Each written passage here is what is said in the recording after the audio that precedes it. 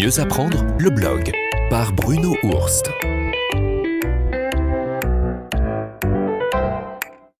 Raconter une histoire peut améliorer n'importe quelle expérience d'apprentissage.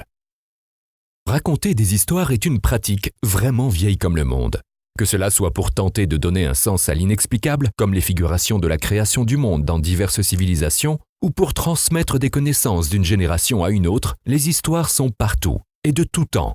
La mythologie grecque, les fables d'Ésope ou les contes de Grimm racontent des histoires qui transmettent toutes des messages plus ou moins subliminaux. Notre époque redécouvre avec des études savantes et de nombreuses recherches que les histoires ne sont pas faites uniquement pour endormir les enfants, mais qu'elles sont d'une grande efficacité pour transmettre, faire apprendre, diriger et manipuler. Avec de grosses machines à observer ce qui se trouve entre nos deux oreilles, on découvre à quel point une bonne histoire peut avoir un effet puissant sur le cerveau, et pas seulement en termes de divertissement. Par exemple, le chercheur anglais Jerry Beamish explique « Raconter une histoire est le seul moyen d'activer des parties du cerveau de telle manière que l'auditeur transforme l'histoire en ses propres idées et en ses propres expériences. En termes d'influence, rien n'est plus puissant que de penser que l'idée est la sienne. Lorsque les gens croient que l'idée est la leur, ils mettent toute leur énergie pour la mettre en œuvre. » Dans ce billet, tentons de mieux comprendre l'intérêt de raconter des histoires dans un contexte d'apprentissage. Dans un autre billet, nous nous intéresserons à l'utilisation de raconter des histoires dans un milieu professionnel, ce que l'on appelle le storytelling.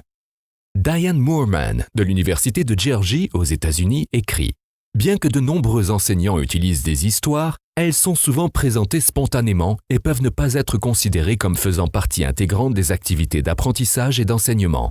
On considère en général que raconter une histoire n'est pas un véritable outil d'apprentissage. Les recherches de Diane Moorman visent à prouver le contraire. Raconter des histoires est un moyen d'améliorer l'apprentissage des élèves. Elle a publié une étude intitulée « This is not a fable, using storytelling in a college classroom to enhance student learning ». Traduit « Ce n'est pas une fable, utiliser des histoires dans une salle de classe d'un collège améliore l'apprentissage des élèves ».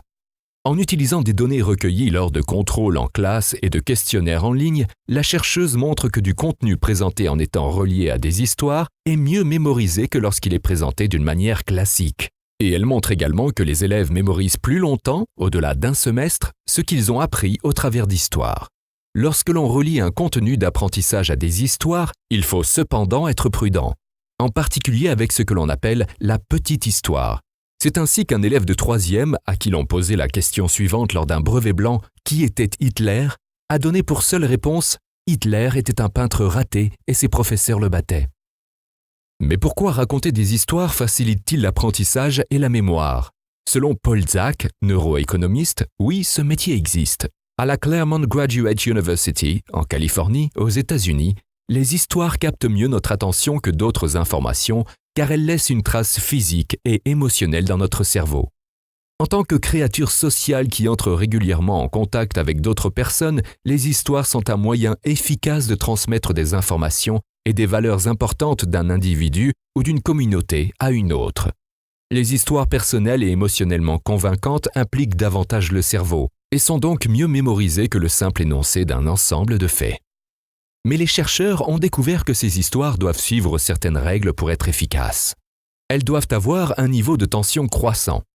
Il doit y avoir un protagoniste qui est confronté à un défi ou à un conflit stressant, quelque chose qui l'engage émotionnellement et intellectuellement. Dans 2 précédents billets, nous avons vu que l'ocytocine était connue comme étant l'hormone de l'amour, mais également comme celle du lien social. Paul Zak, qui a également étudié le rôle de l'ocytocine dans les relations sociales, explique que les histoires qui captent l'attention doivent être centrées sur un personnage. Vous pouvez écouter une histoire de guerre ou autre chose avec beaucoup d'action qui attirera votre attention, mais vous avez toujours besoin d'une histoire personnelle, d'une personne avec laquelle sympathiser. Nous avons besoin de cet aspect social pour que l'histoire résonne en nous.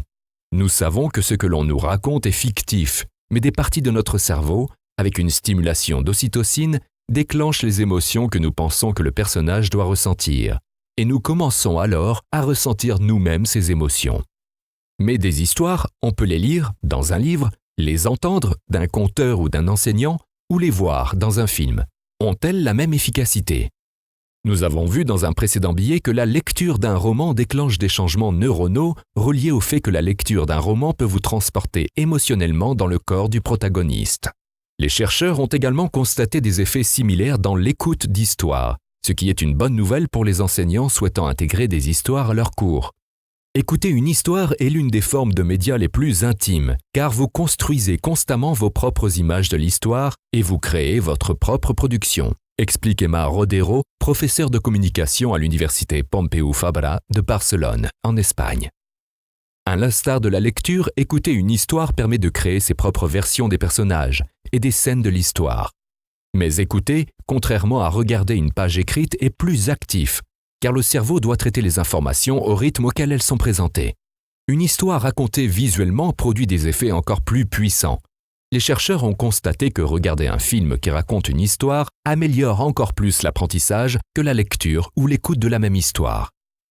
Qui utilise des histoires de nos jours, à part les parents pour endormir les enfants et les managers pour manager leurs collaborateurs? Des instances, éducatives ou non, du monde entier commencent à intégrer délibérément la narration d'histoires dans leurs programmes et leurs cours, et le potentiel éducatif est illimité. En voici 2 exemples aux États-Unis. Narrative4. En juin 2012, un rassemblement sans précédent d'écrivains et de défenseurs de la justice sociale s'est réuni pour rêver de la façon dont le monde pourrait être transformé en utilisant des histoires. Le résultat est Narrative4, un mouvement devenu mondial. Dans les écoles et d'autres communautés, Narrative4 a pour objectif de susciter un espoir sans peur grâce à une empathie radicale et à utiliser la puissance de l'échange d'histoires pour encourager les jeunes adultes à améliorer leur vie, leur communauté et le monde. Cela se fait par le biais d'échanges d'histoires dans lesquels 2 personnes partagent leurs histoires puis racontent les histoires de l'autre. Leur phrase d'accueil sur leur site « Les dirigeants de demain doivent apprendre l'empathie aujourd'hui ». Une phrase qui pourrait être au fronton des écoles qui forment les élites françaises. On pourra faire un lien avec un autre mouvement mondial qui souhaite changer le monde, mais à travers la musique. Playing for Change. Lisez le billet où cette association est présentée. StoryCorps, le projet de Dave Easey, a débuté en 2003 avec un stand d'enregistrement situé à la gare de Grand Central Terminal à New York, aux États-Unis. StoryCorps est une association à but non lucratif américaine qui a pour ambition d'aider des citoyens américains à enregistrer le récit de leurs histoires personnelles, à les faire écouter gratuitement aux personnes intéressées et à les sauvegarder dans une bibliothèque. Avec maintenant plus de 50 000 histoires racontées, ces récits individuels constituent un immense héritage social et culturel. Raconter des histoires ou faire de la musique pour sauver le monde ? Voilà des utopies réconfortantes dont la France aurait sans doute grand besoin.